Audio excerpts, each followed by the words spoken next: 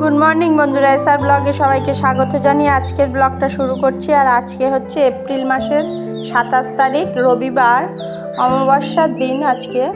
তাই মনে করছি যে আজকে বাড়িতে যেহেতু তারা মা রয়েছে, ওই জন্য সকাল সকাল একটু পুজো দিয়ে নিচ্ছি। এই যে সকাল সকাল দেখো পুজো দেওয়া হয়ে গেছে আমার। সকাল সকাল পুজো দেওয়ার পরে ঘরের কাজকর্ম সব শুরু করব। সব কাজকর্ম বলতে বাসি ঘরদোর পরিষ্কার করে নেওয়ার পরে আমি এই যে স্নান করে পুজোটা দিয়েছি। আর এই যে দেখো অনেক লাল ফুল পেয়েছিলাম, গাছে হয়েছিল বাগানে, সেইগুলো দিয়ে পুজো দিয়েছি। আর পুজো দেওয়ার পরে আমি এখন ঘরের কাজকর্ম শুরু করবো। আর আজকে পুজোতে ঠাকুরের ভোগে দিয়েছিলাম চিড়ে, চিনি আর দই দিয়ে দিয়েছিলাম ভগবানকে। সব দিন সব রকম দেওয়া হয় মাঝে মাঝে, আর আজকে সেইভাবেই অন্যরকম একটু কিছু দিলাম। আর বাড়িতে এই সব হয়ে যাওয়ার পরে বাড়িতে একটু নিরামিষ রান্না করব। আর আজকে পাশের বাড়িতে কাকিমা, আমার কাকা শ্বশুর মশাই আর কাকি শাশুড়ি, ওনাদের বাড়িতে মানে আমার খুড়তুতো কাকা, ওই কাকাদের বাড়িতে আজকে নিমন্ত্রণ আছে। ওনাদের বাড়িতেও কালী পুজো হয়, ওই বাৎসরিক কালী পুজো মানসিক ছিল, সেই পুজোটা করেছিলেন। তারপরের থেকে ওনারা বাৎসরিক কালী পুজোটা করেন। আর আজকে নিমন্ত্রণ আছে ওই কাকিমার বাড়িতে, যাব সন্ধেবেলার দিকে যাব। পুজোর প্রসাদ ভোগ টোগ কিনে নিয়ে যাব, একটু পুজো দিয়ে দেব। আর ওই জন্য বাড়িতে দুপুরবেলা খাবো, রাত্রে খাওয়ার জন্য নিমন্ত্রণ আছে ওখানে। দেখা যাক ওখানে খাই কি এখানে খেয়ে নিই। আর আজকে বাড়িতে একটু পনির রান্না করব। পনির আনতে বলেছিলাম আজকে বাজারে থেকে। আর সেরকম কিছু রান্না করব না, পনিরের তরকারি করব আর একটু উচ্ছে ভাজা করব আর আমের টক করব। এই হলো আজকের মেনু।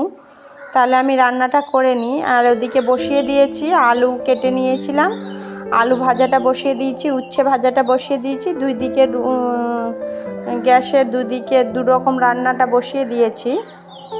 আর এখন পনিরটা কেটে নিচ্ছি। আলুগুলো ভেজে তুলে নেওয়ার পরে আমি পনিরটা ভাজবো। পনিরটা হালকা করে ভেজে নেব লবণ হলুদ দিয়ে ভেজে, তারপরে আমি রান্নাটা করব।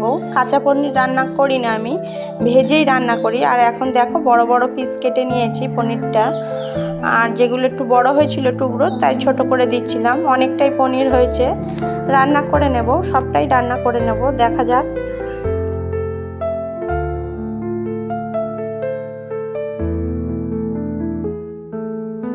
আর এই যে দেখো উচ্ছে ভাজাটাও বসিয়ে দিয়েছি, উচ্ছেটাও ভেজে নিচ্ছি। উচ্ছেটা ভাজা হয়ে গেলে নামিয়ে রেখে আমি তরকারিটা বসাবো। আর এই যে টকটাও হয়ে গেছে আমার, উচ্ছেগুলো ভাজা হয়ে গেছে, তুলে নেব। আলুটাও ভেজে নিয়েছি। এইভাবে সব কিছু কিছু রান্না মোটামুটি হয়েই এসেছে। রান্নাটা করে নেওয়ার পরে আমি সবাইকে ভাত দিয়ে দেবো। হাজব্যান্ডের জন্য ভাতও নিয়ে যাব।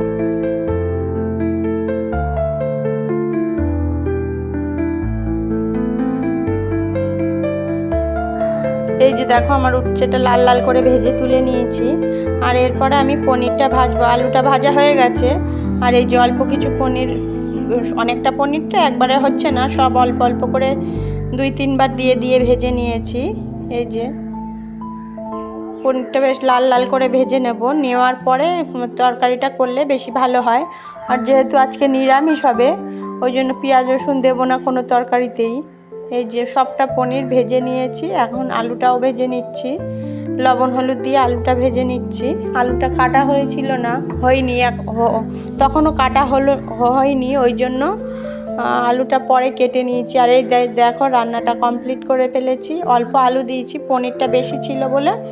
আর এই যে দেখো গুড ইভিনিং বন্ধুরা, এখন আমি সব গুছিয়ে টুছিয়ে নিয়েছি, নিজেও রেডি হয়ে নিয়েছি। আর বাচ্চারা পড়ছে, বাচ্চারা বলতে বড় মেয়ে পড়ছে, আর আমার ননদের ছেলে ও পড়ছে। আর আমি এখন ভোগগুলো গুছিয়ে নিয়েছি, মিষ্টি নিয়েছি, ফল নিয়েছি, চাল আলু, এইসব ভোগের জিনিস টিনিস নিয়ে আমি এখন পুজোয় চলে এসেছি। আর এই যে ঠাকুরমশাই এসে গেছেন। আর এই যে ঠাকুরটা তোমাদের সাথে দেখালাম, এই যে বাড়ির ঠাকুর, সেই ঠাকুরটাই পুজো হবে আজকে।